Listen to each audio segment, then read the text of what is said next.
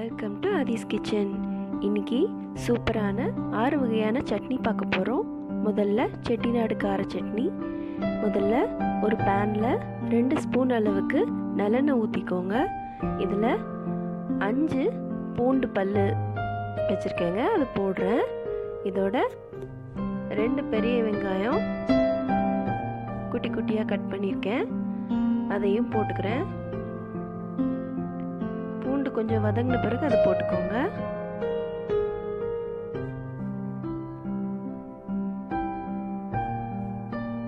வெங்காயம் லைட்டாக வதங்கினதுக்கப்புறம் ஒரு 10 காஞ்ச மிளகா போட்டுக்கோங்க.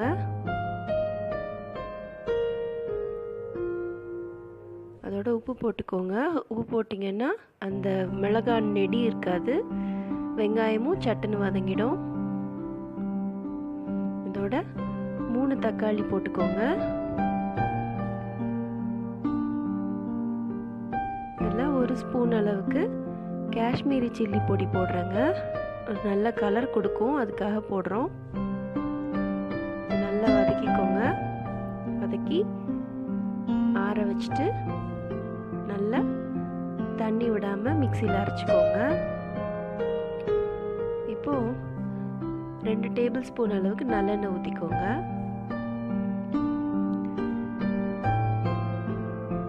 அதில் எண்ணெய் காஞ்ச பிறகு 1 ஸ்பூன் அளவுக்கு கடுகு போட்டுக்கோங்க. கடுகு பொரிஞ்சதுக்கப்புறம் இந்த அரைச்சிருக்கோம் இல்லையா கார சட்னி, அதை இதில் போட்டுருங்க. போட்டுட்டு ஒரு கிளறி 2 நிமிஷம் கழிச்சு ஆஃப் பண்ணிடுங்க. இப்போ சூப்பரான செட்டிநாடு கார சட்னி ரெடி.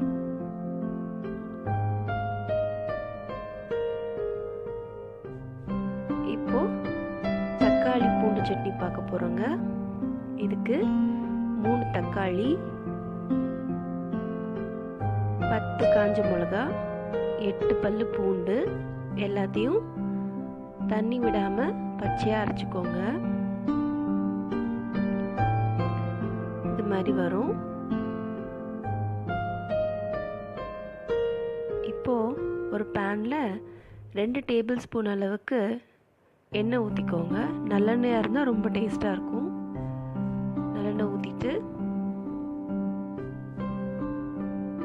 அதில் 1 ஸ்பூன் அளவுக்கு கடுகு உளுந்தம்பருப்பு போட்டுக்கோங்க. இப்போ நம்ம அரைச்சோம் இல்லையா அந்த சட்னியை கடுகு நல்லா பொரிஞ்சதுக்கப்புறம் இதில் போட்டுக்கோங்க. போட்டுட்டு தேவையான அளவு உப்பு போட்டுக்கோங்க.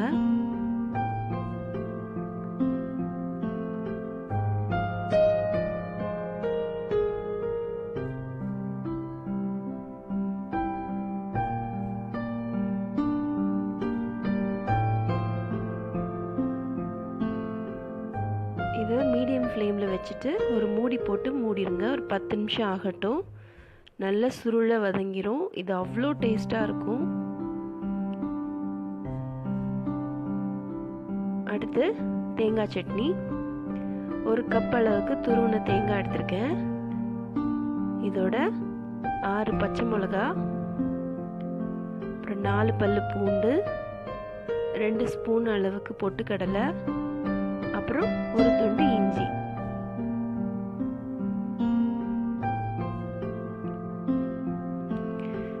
இதெல்லாம் கொஞ்சமா தண்ணி ஊற்றி நல்ல ஒரு ஃபைன் பேஸ்டா அரைச்சிக்கோங்க.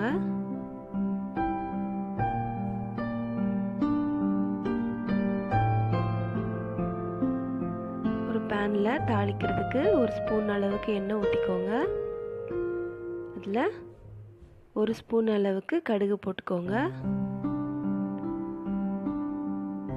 ஒரு இனுக்கு கருவேப்பிலையும் 2 காஞ்ச மிளகாவை கிள்ளி போடுங்க. கடுகு பொரிஞ்சு காஞ்ச மிளகா கலர் மாறினதுக்கப்புறம் இந்த தாளிப்பை சட்னியில் சேர்த்துக்கோங்க. இது அவ்வளோ டேஸ்ட்டாக இருக்குங்க. இட்லி, தோசை எல்லாத்துக்குமே நல்லாயிருக்கும். எல்லா டிஃபன் ஐட்டம்ஸ்க்கும் ரொம்ப நல்லாயிருக்கும்.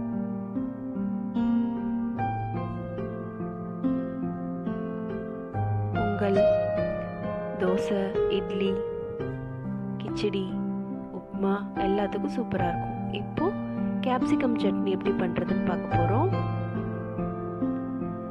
கேப்சிகம் வந்து ரொம்ப நல்லதுங்க உடம்புக்கு. அது அடிக்கடி சாப்பாட்டில் சேர்த்துக்கிறது உடம்புக்கு ரொம்ப ரொம்ப நல்லதுங்க.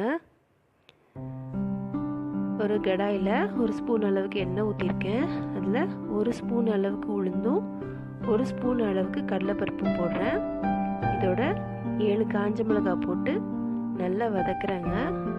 அந்த போட்டிருக்க உளுந்தம்பருப்பும் கடலைப்பருப்பும் கலர் மாறணும். நல்லா அதை வதக்கிக்கோங்க. இப்போ 2 பெரிய வெங்காயத்தை குட்டியாக கட் பண்ணி அதில் போட்டிருக்கேன். உப்பு போட்டுக்கிறேன். இதில் 2 தக்காளி குட்டி குட்டியாக கட் பண்ணியிருக்கேன், அதையும் போட்டுக்கிறேன்.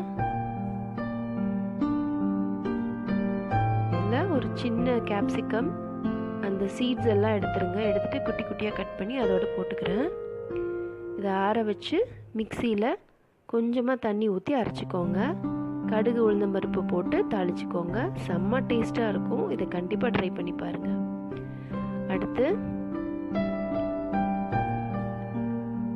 புதினா சட்னி அரைக்க போகிறோங்க. இதுக்கு 1 ஸ்பூன் அளவுக்கு எண்ணெய் ஊற்றி அதில் உளுந்தம்பருப்பு போட்டுட்டு காஞ்ச மிளகா போட்டுட்டு வெங்காயம் போட்டுக்கோங்க. உப்பு போட்டுக்கோங்க.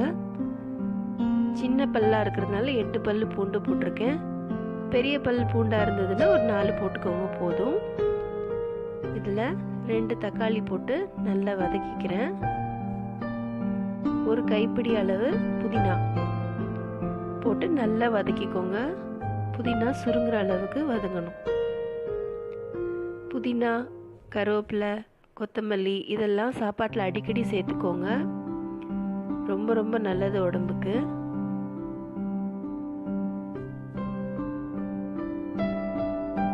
இப்போ நல்லா வதங்கிருச்சு. ஆறுனதுக்கப்புறம் கொஞ்சமாக தண்ணி ஊற்றி மிக்சியில் அரைச்சிக்கோங்க. தாளிக்கிறதுக்கு 2 ஸ்பூன் அளவுக்கு எண்ணெய் ஊற்றிக்கிறேன். அதில் 2 ஸ்பூன் அளவுக்கு கடுகு போட்டுக்கிறேங்க. கடுகு போட்டுட்டு மறைச்சிருக்கோம் இல்லையா சட்னி, அந்த சட்னியை இதில் ஆட் பண்ணிடுங்க.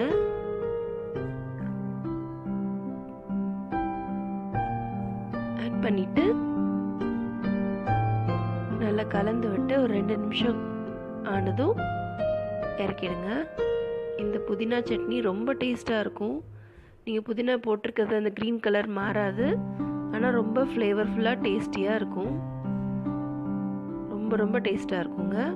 இப்போ இதுக்கு அடுத்து நம்ம பார்க்க போகிறது கொத்தமல்லி சட்னி. ஒரு கடாயில் 2 ஸ்பூன் அளவுக்கு எண்ணெய் ஊற்றிக்கிறோம். எண்ணெய் ஊற்றிட்டு இதில் ஒரு கைப்பிடி அளவுக்கு சின்ன வெங்காயம் போடுறேங்க. இதில் 5 பச்சை மிளகா 2 உடைச்சி போடுறேன். நல்லா வதக்கிட்டு ஒரு சின்ன துண்டு புளி போடுறேங்க. போட்டுட்டு நல்லா வதக்கிக்கோங்க.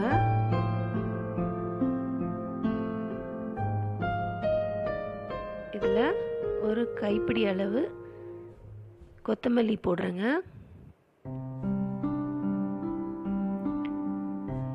கொத்தமல்லி போட்டுட்டு தேவையான அளவு உப்பு போட்டுக்கோங்க. 2 நிமிஷம் வதக்குனீங்கன்னா போதும்.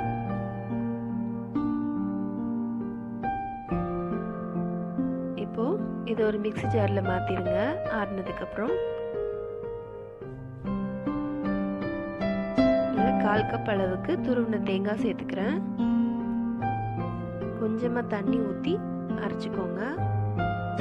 தாளிக்கிறதுக்கு ஒரு கடாயில் 2 ஸ்பூன் அளவுக்கு எண்ணெய் ஊற்றிட்டு கடுகு உளுந்தம்பருப்பு போட்டுக்கோங்க.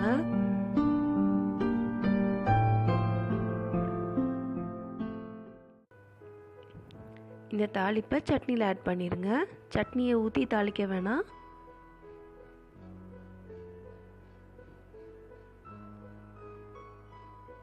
கொத்தமல்லி ரொம்ப நல்லதுங்க, ஜீரணத்துக்கு ரொம்ப நல்லது. இது இட்லி, தோசை, பொங்கல், தயிர் சாதத்துக்கு கூட செமையாக டேஸ்ட்டாக இருக்கும். வெஜிடேரியன்ஸ் நம்ம சவுத் இண்டியன்ஸ் எல்லாருமே இட்லி, தோசை சாப்பிட்றோம். டிஃபன் ஐட்டம்ஸ்க்கு எல்லாம் போர் அடிக்காமல் இருக்கிறதுக்கு இந்த மாதிரி விதமாக சட்னி செஞ்சு சாப்பிடுங்க. இது எல்லாமே உங்களுக்கு கண்டிப்பாக பிடிக்கும்னு நம்புகிறேன். கண்டிப்பாக ட்ரை பண்ணுங்கள்.